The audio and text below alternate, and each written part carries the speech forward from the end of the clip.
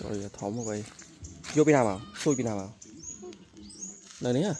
cái này hả này nhom bạn ba nó mày mơ tao trời mà thỏm mà